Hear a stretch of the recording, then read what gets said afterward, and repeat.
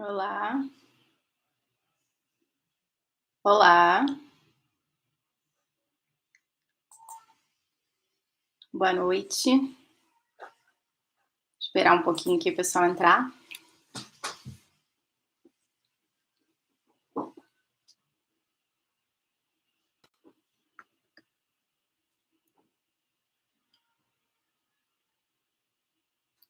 Olá, Carla.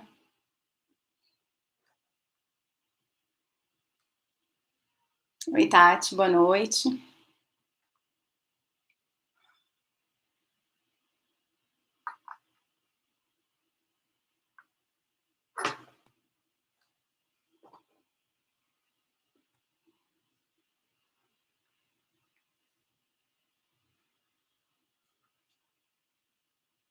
Oi, Carla, tudo bem? Silvia.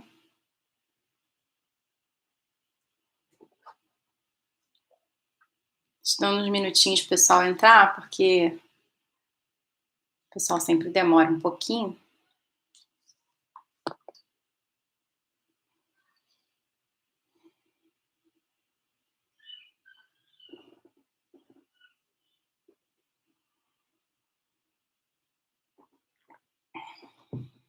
Boa noite.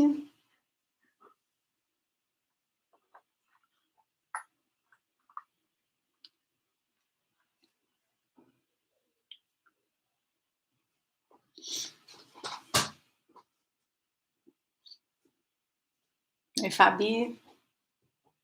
Oi, Luciana, tudo bem? Boa noite.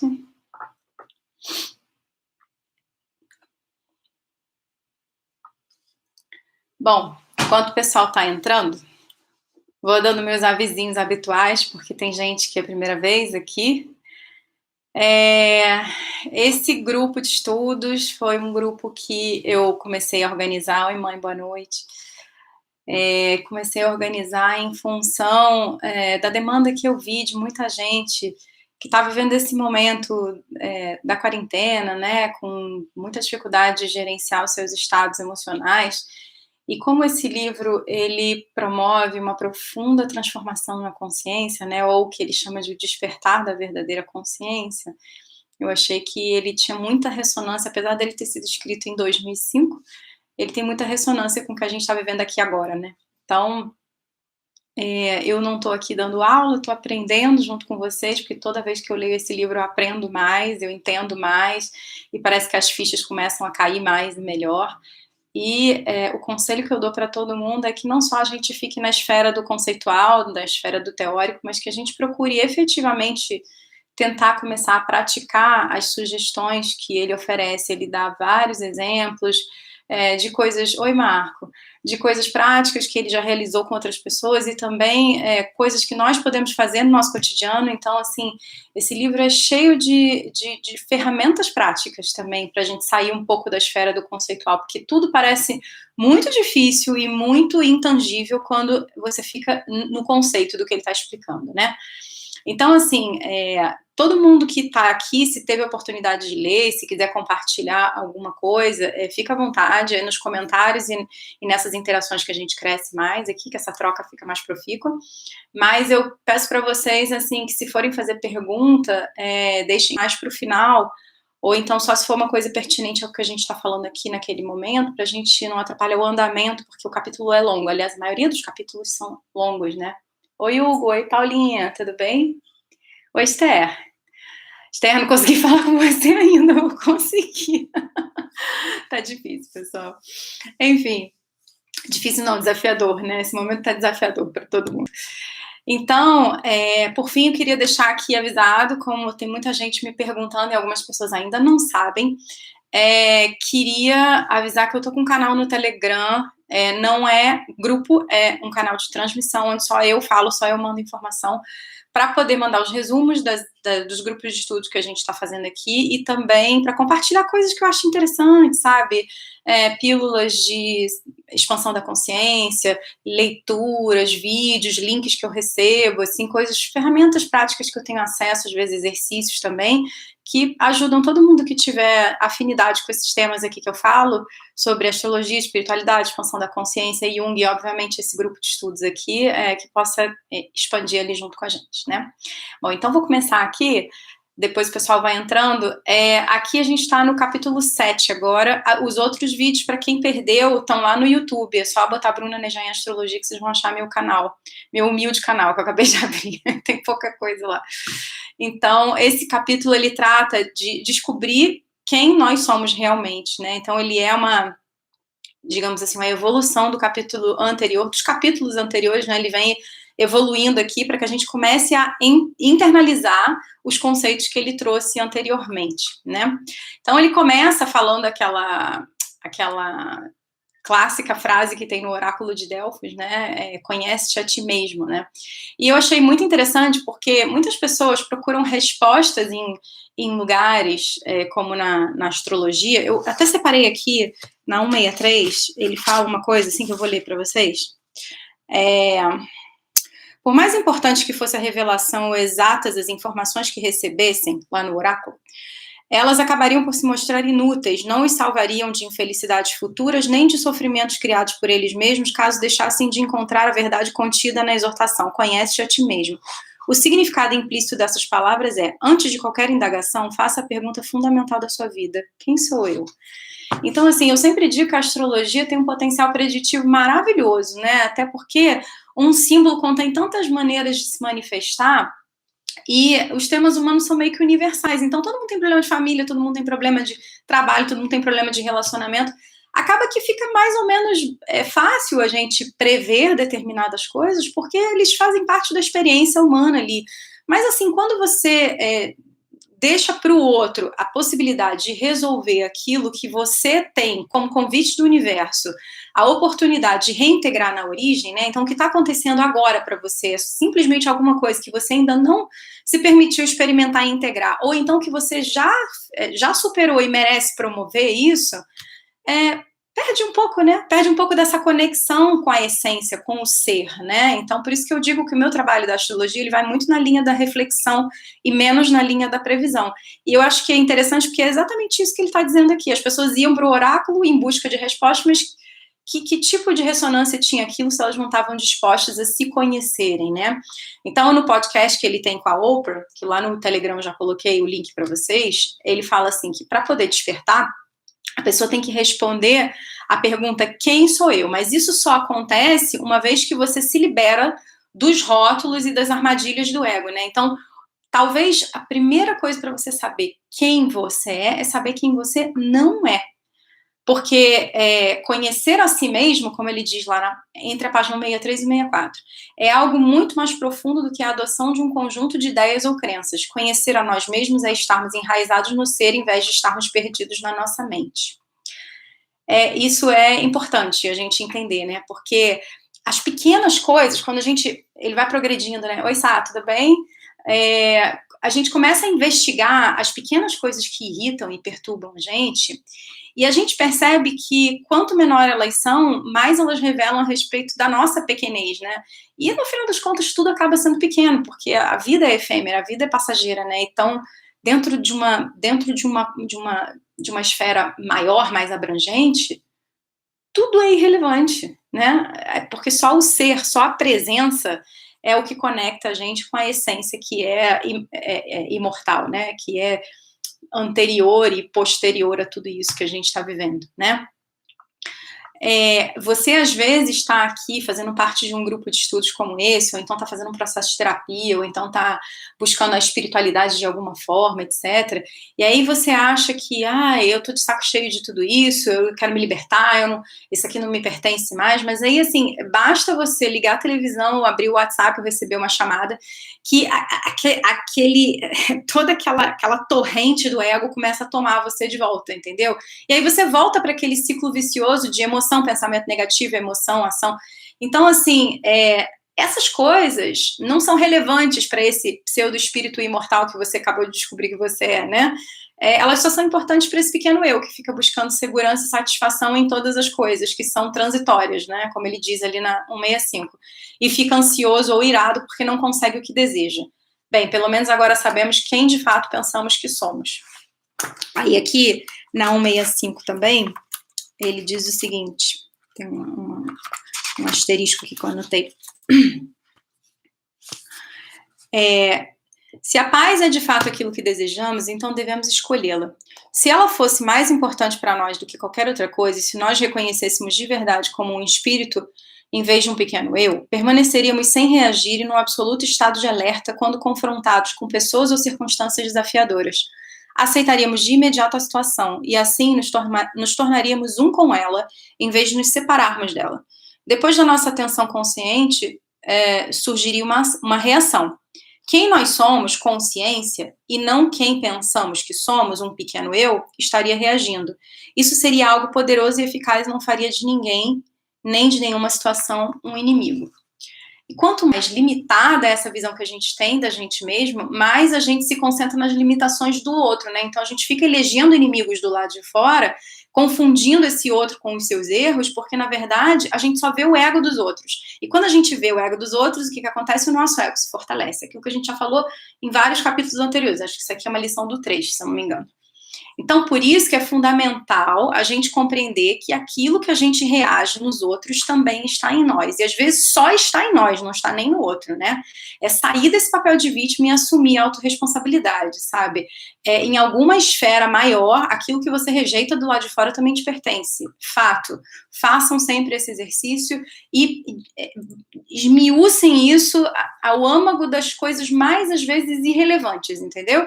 E você vai ver que aquele tema, em alguma esfera da sua vida, ele te pertence, sabe? Eu até coloquei um post há umas semanas atrás, uma analogia sobre esse negócio de proibição de usar máscara e tal, e o pessoal ficar criticando o governo, que o governo é corrupto, o governo é delinquente, o governo é insubordinado, o governo é autoritário. A gente tem um problema individual, a gente tem uma sombra coletiva com regra.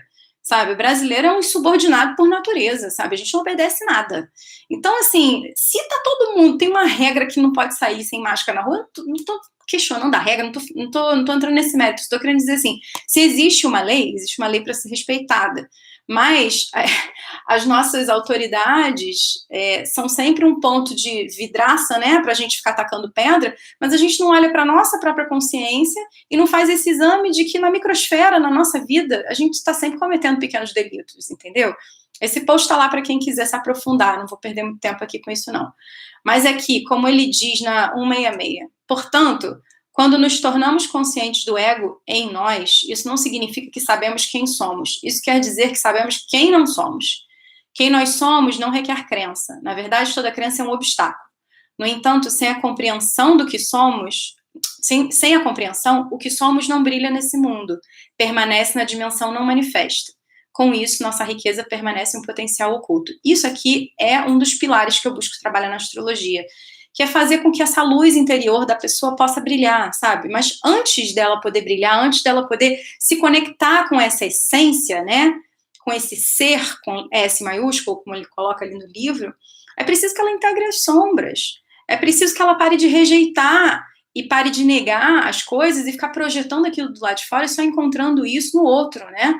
Então, assim, a gente normalmente não vai para esse lugar e tem dificuldade de ir nesse lugar porque a gente tem medo dessa escuridão. Mas como um bom garimpeiro, né, só quem está disposto a sofrer, suar e sujar a mão de lama é que vai encontrar o ouro bruto ali dentro das camadas mais profundas, né? Tudo bem até aqui, pessoal? A gente está acompanhando? Isso mesmo, temos que aceitar nossas sombras. Tome surra de sombra, né, Sabrina? A abundância. Estamos lá nesse subitem, tá? Página 166 para quem está com o livro aí na mão para acompanhar. Quem nós pensamos que somos está intimamente ligado a como nos consideramos tratados pelos outros. Muitas pessoas se queixam que não recebem um tratamento bom o bastante. Bom, se a pessoa diante de você não te vê como bom o bastante, você que está se percebendo assim em primeiro lugar, né? Não é dualidade, integralidade, temos que integrar, isso mesmo, exatamente. Então, assim, se você vibra numa frequência de escassez, tudo ao seu redor é escassez, sabe? De qualquer coisa que seja. Escassez emocional, escassez de reconhecimento, escassez de relacionamento, sabe? Então, assim, isso é a soma do seu corpo de dor, como a gente viu, e das experiências que você traz sobre esse tema ao longo da sua vida, né? Então, assim, se seus pais viviam discutindo por dinheiro, às vezes você vibra numa frequência de escassez financeira. Se a sua mãe trabalhava muito e não estava presente fisicamente, às vezes você vibra numa frequência de escassez de presença, né, de afeto. Se você tem um pai que vivia reprovando as suas notas, às vezes você vibra numa frequência de escassez de reconhecimento, né? Então, assim, a gente tem que substituir o pensamento da carência pelo pensamento da abundância, porque o ser humano, ele é pleno, ele é abundante. A abundância é a condição natural do ser, como ele fala aqui, como não só ele, como vários outros espiritualistas falam nessa ordem, né? Então, é aquele famoso ver a metade cheia do copo, né? No podcast, eles até sugerem que um outro nome para isso é gratidão. Então, bons exercícios são manter um diário de gratidão, um potinho da gratidão. Aqui em casa, a gente tem um potinho da gratidão.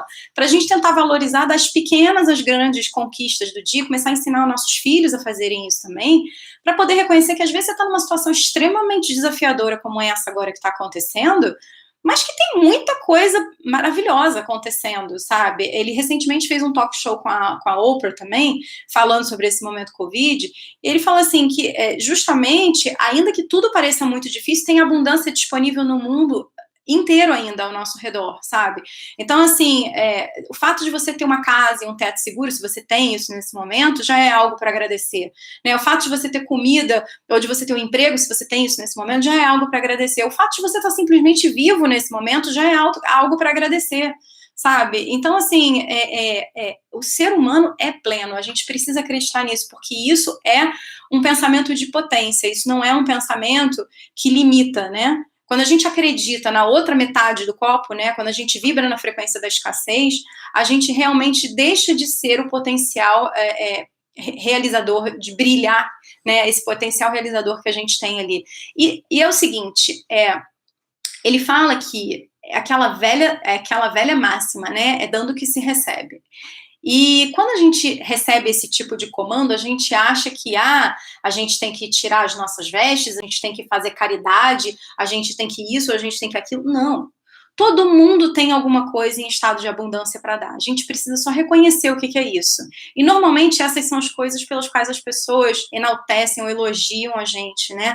Então, às vezes, assim, uma coisa tão simples quanto um estado de espírito, quanto um sorriso, quanto um incentivo, ou um gesto de afeto, ou até mesmo um conhecimento que você está compartilhando, você já está fazendo a diferença na vida de muita gente, sabe? E isso ali, aquilo que você tem tão naturalmente, tão natural a ponto de que nem você reconhece, sempre falta para alguém, né? Então, às vezes, isso faz uma diferença enorme na vida de algumas pessoas e você não tem noção do potencial transformador disso, entendeu? Com o Tony Robbins, uma vez, eu aprendi, numa dessas palestras que ele deu, uma frase que eu sempre tento usar diante de uma situação desafiadora.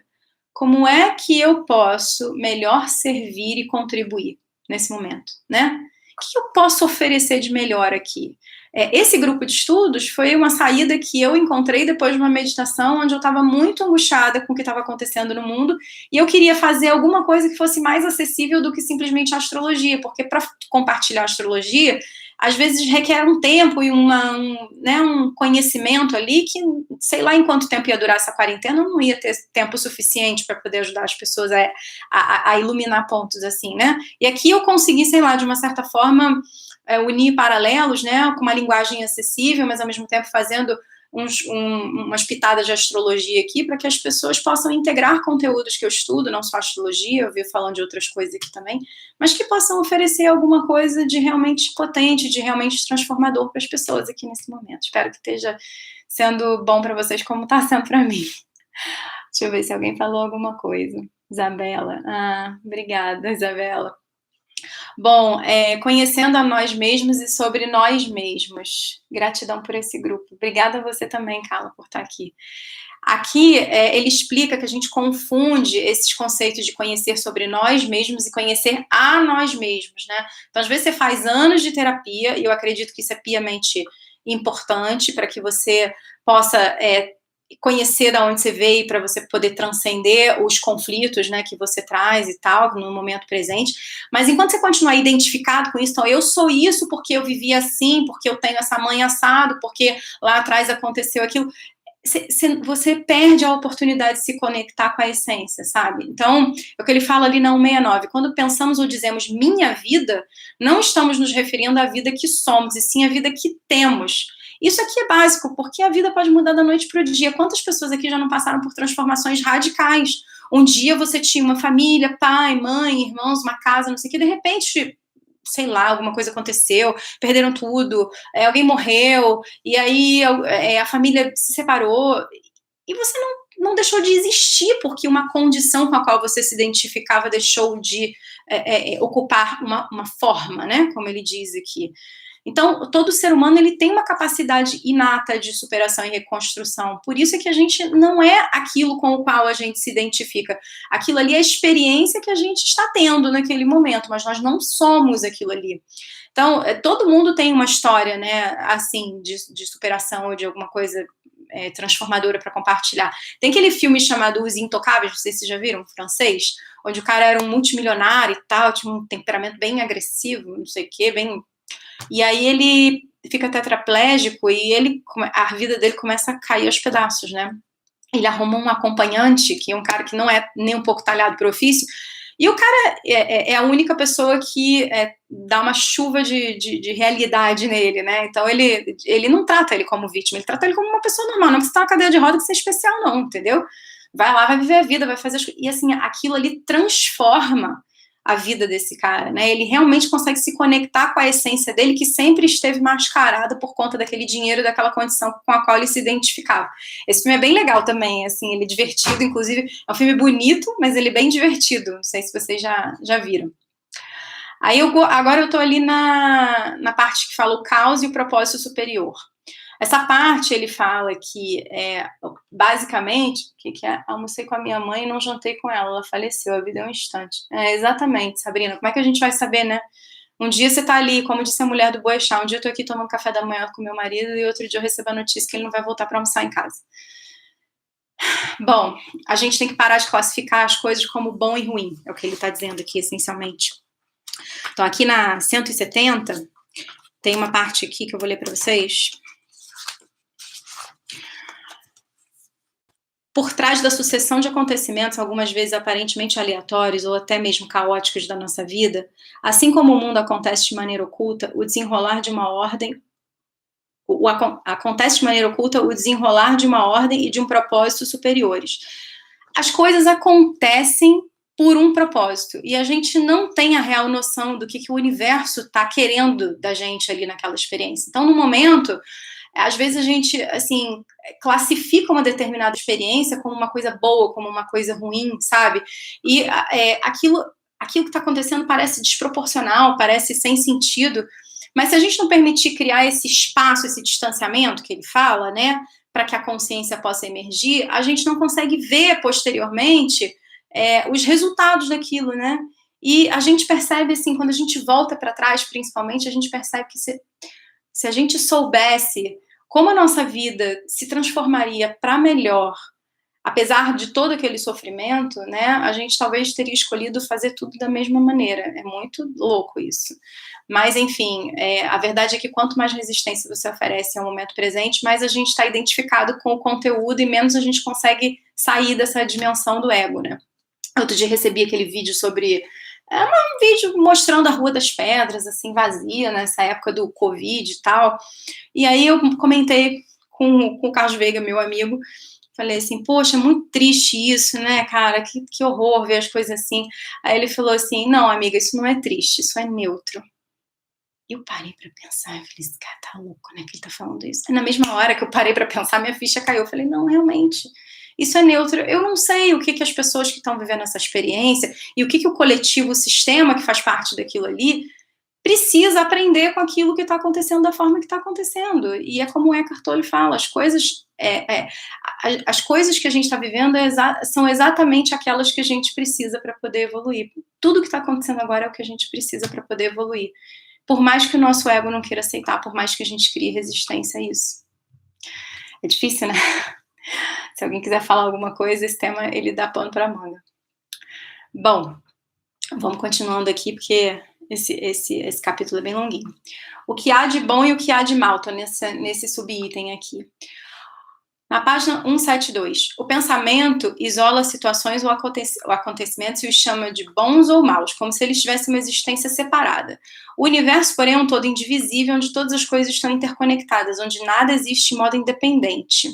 Então, ele até fala lá um exemplo de um cara que ganha um carro no sorteio, e aí todo mundo, nossa, que incrível, se eu ganhar um carro no sorteio, não sei o que, ele pode ser.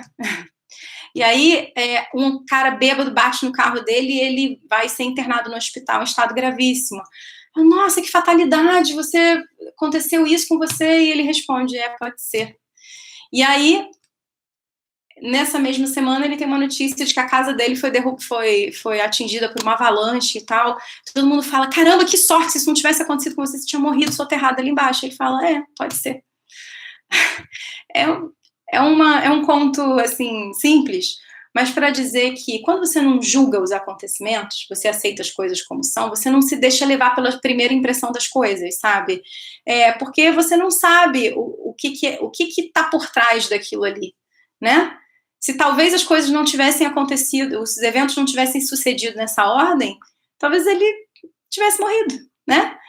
E quanto mais resistência ou quanto mais conexão você oferece à forma, mais difícil é você entrar na dimensão da essência, e mais difícil é você acessar esse ser com S maiúsculo que ele diz, tá?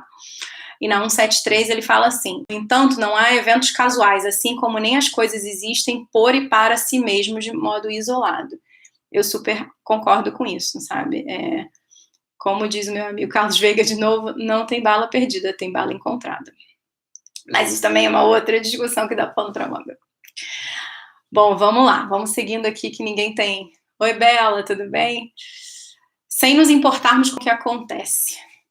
Lá, o Krishnamurti, no início do capítulo, fala assim, vocês querem saber o meu segredo? É que eu não me importo com o que acontece. E isso é muito conceitual, até que você realmente começa a viver isso na prática.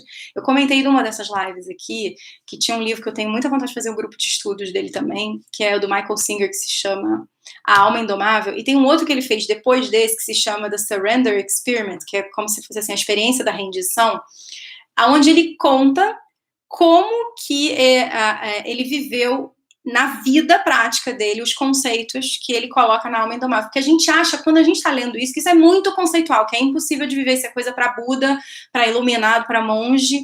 E assim, esse cara tem uma história de vida incrível, que ele era um professor e do meio do nada, na floresta, ele começou a fazer um projeto de tecnologia, não sei o que, numa época que ninguém falava disso. Ele construiu uma empresa multibilionária sem sair do meio da floresta, onde ele ainda mora, lá na Flórida. E ele perdeu quase tudo na vida dele por conta de uma fraude que fizeram dentro da empresa dele, e depois ele conseguiu recuperar tudo, e ele nunca deixou de ser a pessoa que ele sempre foi, ele sempre foi a pessoa com o mesmo nível de simplicidade que ele tinha, né? Então, assim, essa história de vida dele é uma história que é o exemplo prático de como você aplica esse conceito de se render na vida, né? Ontem isso aconteceu comigo, eu tinha uma consulta, estava faltando meia hora para minha consulta e meu computador travou. Disse que meu HD não existia, sei lá o quê. Ai, eu falei, me deu uma ponta de desespero num primeiro momento, que eu falei assim, gente, meu programa de astrologia, meus arquivos, tudo tá lá dentro, não sei o quê, não tem como acessar isso online agora, não. Aí, o que eu fiz? Eu respirei. Falei, eu não tenho o que fazer. Eu não tenho o que fazer. Se eu tiver que perder, eu vou perder. Se eu tiver que cancelar a consulta, eu vou cancelar. Simplesmente fechei o computador, saí, fui tomar uma água, tomar um café, fui respirar. Quando eu voltei, liguei o computador de novo, ele ligou. E eu já tinha tentado ligar ele 3 vezes e não tinha conseguido. Eu entendi que, sabe, quando eu não ofereço resistência, eu consigo entrar no fluxo das coisas, como as coisas aparecem. Às vezes é um exemplo muito simples, mas eu recomendo que vocês comecem a prestar atenção nessas coisas. E principalmente prestar atenção no pensamento de vocês antes que essas coisas aconteçam, entendeu? Eu sei o que eu estava pensando para aquele computador travar. Eu estava com um monte de coisas na minha cabeça que estavam fazendo ali com que naquele momento eu estivesse muito sobrecarregada. Então, a minha sobrecarga sobrecarregou o sistema. Literalmente, sabe? Assim, não é esotérico isso. Isso é uma coisa... É a vida. É assim que a gente funciona, em ressonância com o campo, sabe? Quando eu me permiti aceitar, me resignar e sobrecarregar, e descarregar, a sobrecarga passou e o computador voltou a funcionar também, sabe? Enfim, se alguém tiver algum exemplo aí para compartilhar. Oi, Nai, tudo bem? Bruna, ele é maravilhoso mesmo. Recomendo que todo mundo siga lá, se quiser. Isso quer dizer que não podemos mais agir para provocar mudanças na nossa vida? Ao contrário, é o que ele diz, né? Quando a base para as nossas ações é o alinhamento interior com o momento presente, elas se tornam fortalecidas pela inteligência da vida em si. Isso está lá na página 174. É exatamente isso que eu tô falando. Não é você se tornar um picolé de chuchu pra vida. Eu vou deixar fluir, deixa a vida me levar, Zeca Pagodinho. Não, não é isso, gente. Não tem nada a ver com isso, inclusive, sabe? É você se conectar com aquilo que é. A vida é aquilo que é. Ali naquele momento não tem uma outra opção, né? Aí ele fala assim, lá na página 175, é um subitem chamado É Mesmo? É mesmo? Só existe um momento como ele é. Ninguém é vítima de ninguém, né? Então a gente tem que parar de personalizar os acontecimentos, porque isso desconecta a gente com a totalidade, da totalidade, e conecta a gente com a dualidade do ego. Na 175, essa frase assim, somente quando resistimos ao que ocorre é que ficamos à mercê dos acontecimentos e o mundo determina a nossa felicidade ou infelicidade. Esse livro do Michael Singer, quem lê em inglês e tiver a oportunidade de ler, é inacreditável a sucessão de fatos que vão acontecendo na vida dele e você fala assim, gente, esse cara não vai fazer nada, ele não vai se defender, ele não vai reagir, ele não vai fazer nada. Não, ele age com uma firmeza e uma confiança de que tudo que está acontecendo ali naquele momento é tão somente aquilo que ele precisa experimentar para se aprimorar e para entrar em contato com a essência de quem ele verdadeiramente é, né? Para, tipo assim, queimar aquelas sombras que estão ali ainda muito latentes, queimar aqueles conteúdos não devidamente integrados, sabe? Então, eu acho que é muito importante, quando vocês se permitirem entrar nesse tipo de frequência, verem a repercussão disso internamente, né? Isso não é uma coisa que da noite para o dia acontece, isso é um processo. É uma construção lenta e gradativa, né? Eu estou bem longe disso acontecer na minha vida, eu estou mostrando que pequenas coisas eu estou começando a conseguir criar consciência e aplicar. Na 176, ele fala assim, o ego pode ser definido simplesmente assim, um relacionamento desajustado com o momento presente. Então, assim, que tipo de relacionamento você quer ter com o momento presente? Você quer que ele seja seu amigo ou que ele seja seu inimigo? Porque quanto mais resistência você oferece, mais resistência ele oferece para você, mais você vê aquilo que está acontecendo com você como um inimigo, né? Então, o ego, como ele diz ali, trata o momento presente de 3 maneiras, assim, como um meio para alcançar um fim, ou seja, você nunca está 100% presente, você está sempre pensando em alguma coisa que aconteceu lá atrás, ou em alguma coisa que você quer que aconteça lá na frente, né? Aquilo que você está vivendo é justamente aquilo que vai te fazer chegar no lugar onde você quer chegar, ao invés de você usufruir daquela experiência, né? Como um obstáculo, ou seja, ele está me impedindo, então esse momento presente, ele é um estorvo para mim, porque ele está me impedindo de chegar onde eu quero chegar e fazer o que eu quero fazer, ou um inimigo, né? Então, assim, se você trata a vida como um inimigo, a vida continua te mantendo num permanente estado de guerra, porque ela te dá somente aquilo que você está pedindo, né? É ressonância vibracional. A realidade externa sempre reflete a nossa realidade interna, né? Então, assim, a gente está sempre frustrado, irritado, ansioso, mas simplesmente porque a gente está querendo estar num momento que nunca é esse que a gente está aqui. Parece que as coisas nunca são suficientes, nunca são satisfatórias, sabe? É muita energia. Oi, Jorge, tudo bem? Muita energia, muita resistência que a gente vai criando no campo, sabe? Então, assim, o momento presente, como ele diz ali, é tudo que a gente tem. Então, a gente sempre tem que se perguntar como é que a gente está tratando esse momento presente, né? Observa seus pensamentos, observa seus sentimentos, observa as suas ações, né? Aquilo que em Bioneuroemociona a gente chama de coerência emocional. A gente sentir, pensar e agir de uma mesma maneira. O que acontece é que, frequentemente, a gente está sentindo A, pensando B e fazendo C.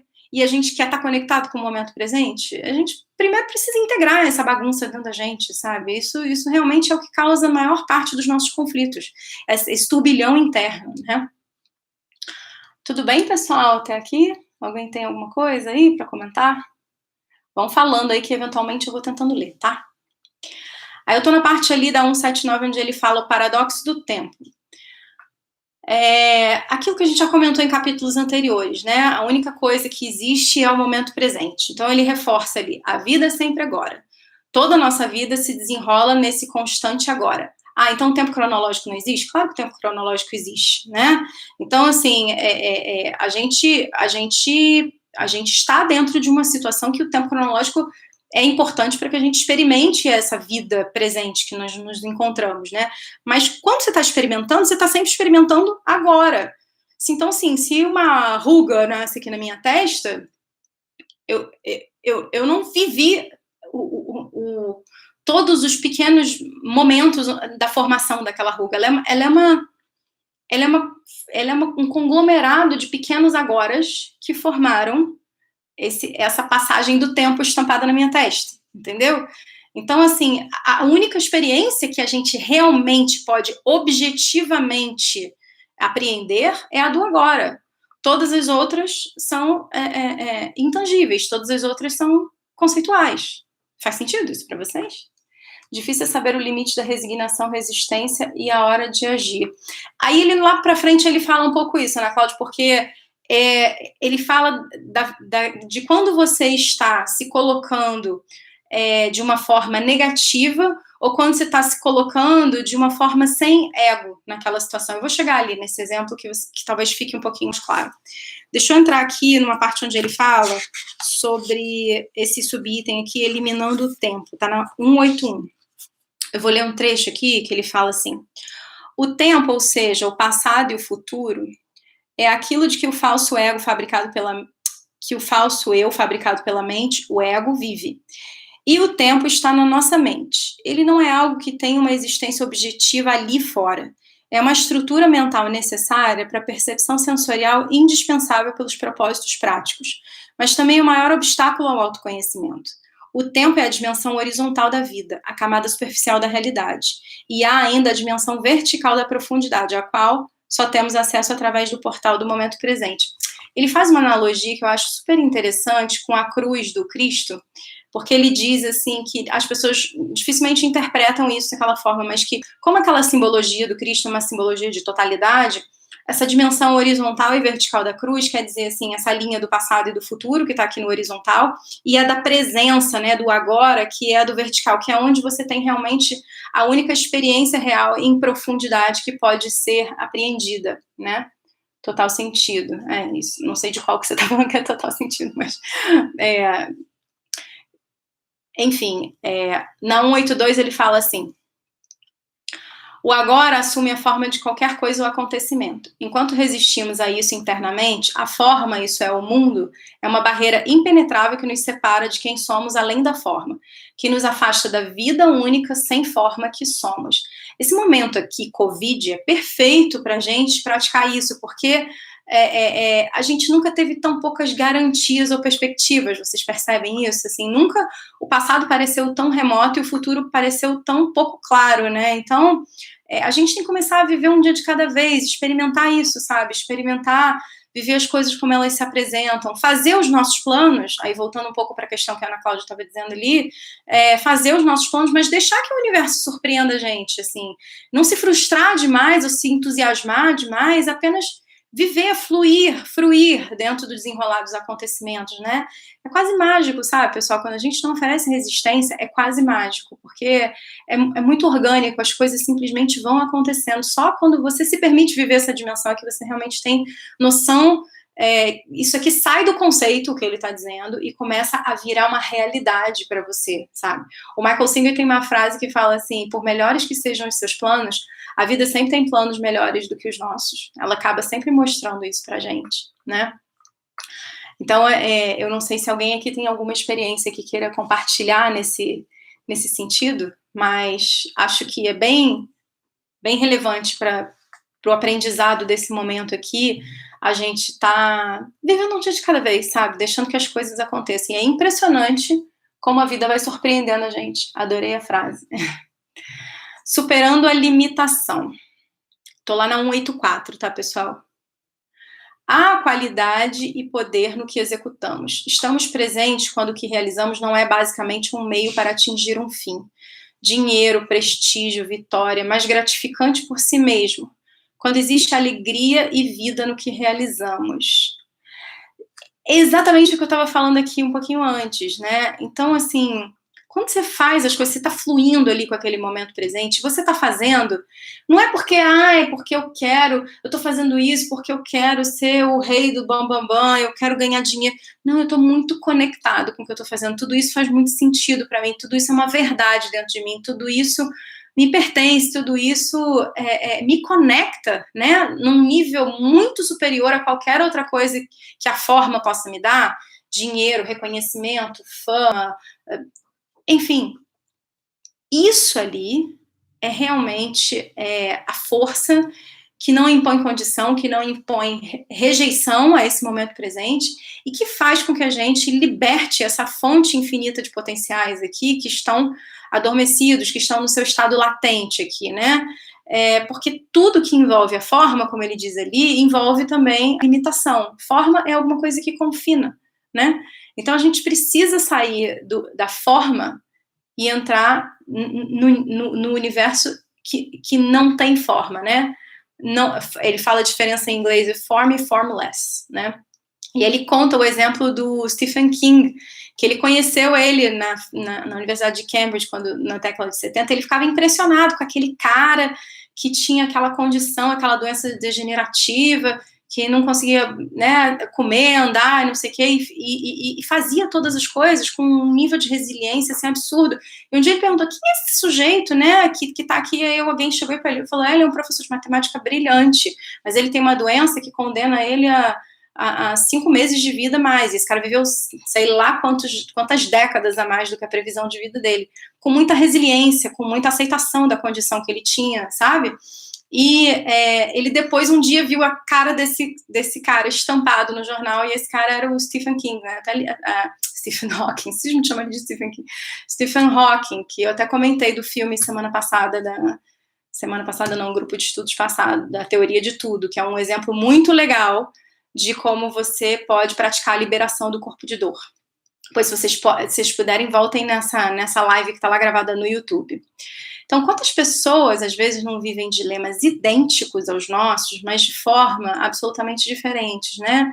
Assim, quantas pessoas, às vezes, não têm uma situação de saúde absolutamente limitadora como essa dele, e uns vivem isso como um fardo, como uma condenação, e outros vivem isso como uma oportunidade.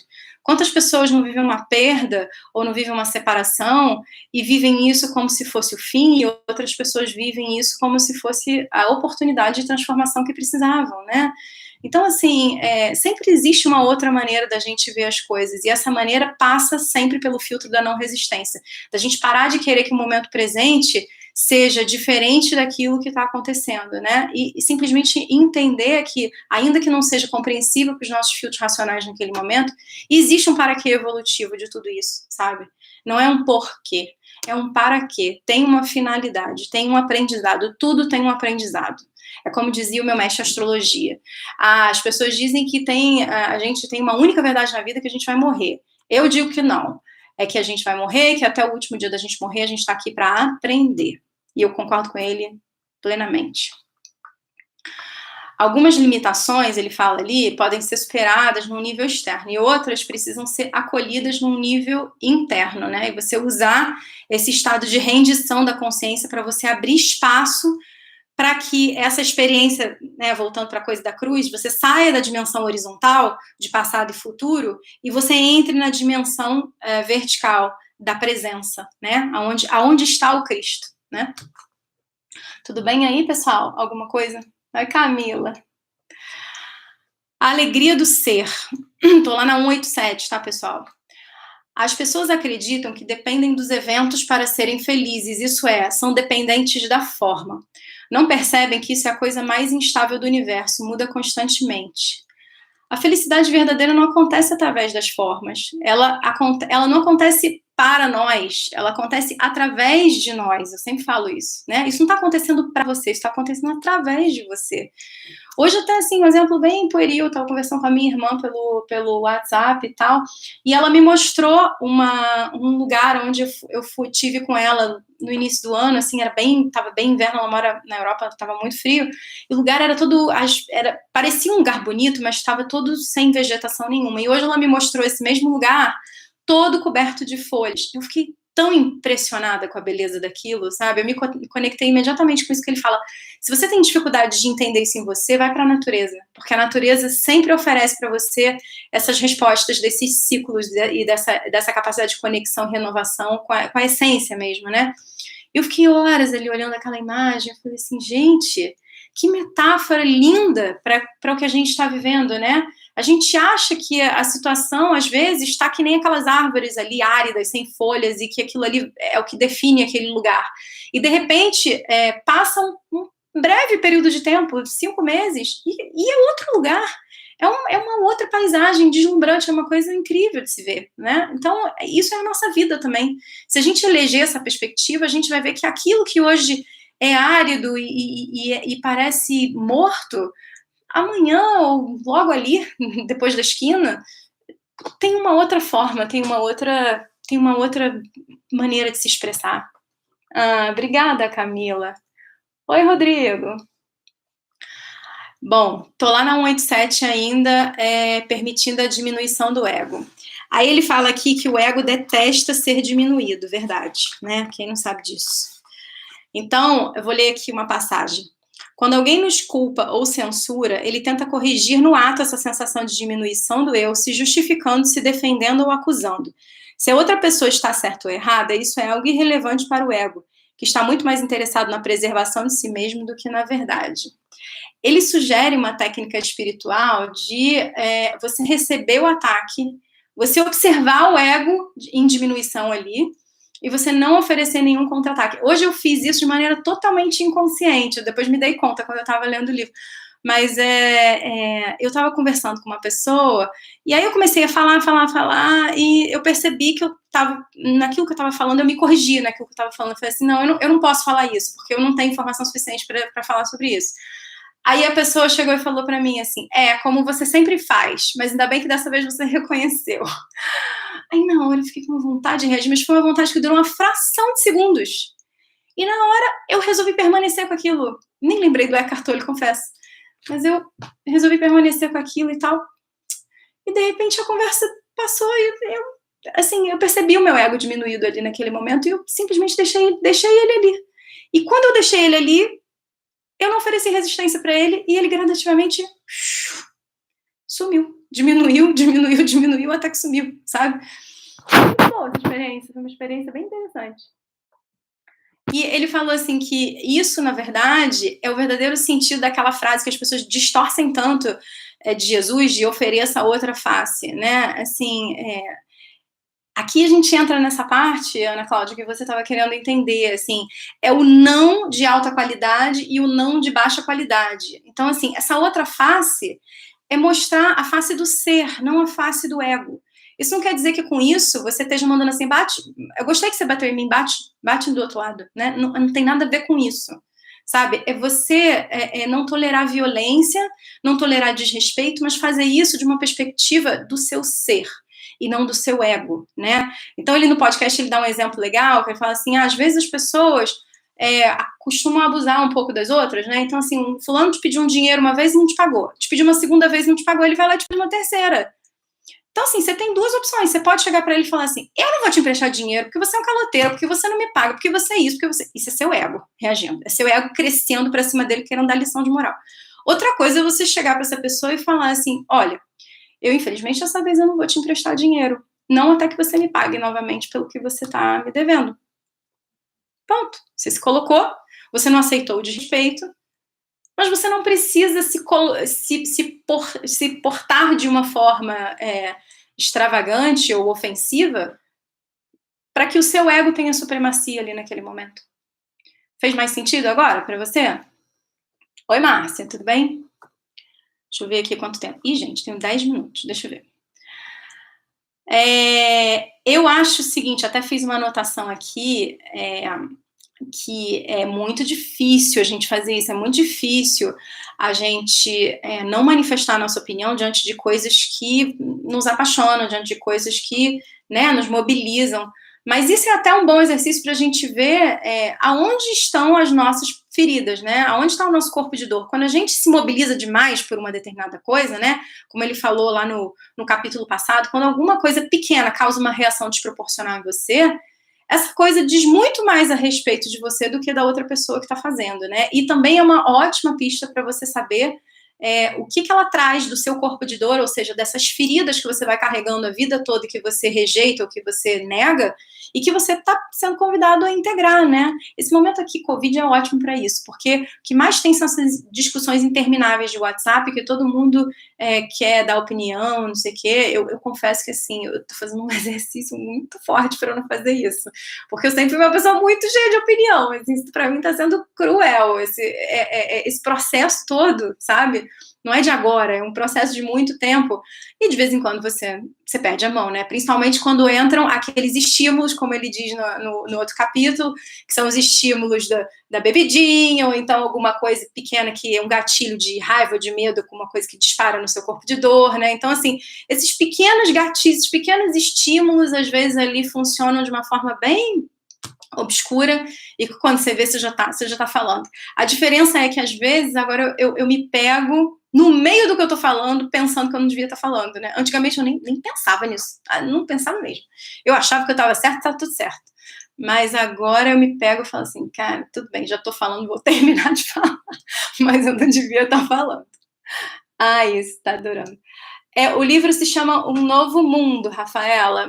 Se você for na minha bio, tem um canal do Telegram onde eu coloquei o resumo de todos os capítulos anteriores, e no canal do YouTube tem as lives dos capítulos anteriores também, tá? É Bruna Nejan Astrologia. Aí ele fala que, agora eu já estou no finalzinho, no universo exterior como no universo interior. Esse trecho para mim é maravilhoso porque ele resume de uma forma bem simples, mas bem profunda, a grande beleza do saber astrológico para mim, né? Aquela máxima, né? Tudo que está em cima é o que está embaixo, como já diz a filosofia hermética, né? Então, lá na 190, ele faz uma grande analogia com o céu, com o cosmos, com o espaço, mas eu vou só ler a frase que ele colocou ali na 190. Existe algo de nós que tem afinidade com o espaço, e é por isso que somos capazes de ter consciência dele. E eu acho que é por isso que a simbologia cósmica é tão precisa e tão relevante, porque a gente não está separado de nada, tudo está interconectado, sabe? Então, quando a gente está muito identificado com a forma, a gente não dá espaço para que a essência das coisas apareça, sabe? Para a gente ouvir a mensagem dos astros, para a gente ouvir a nossa voz interior, entendeu? E abrir espaço para que essa simbologia se revele, né? Então, você nunca vai ser a consciência consciente daquilo que você está experimentando, como ele diz lá, se você não se permitir entender-se como uma presença conectada com tudo aquilo que te envolve, né? A gente não está separado de nada, isso é a dualidade, isso é o ego.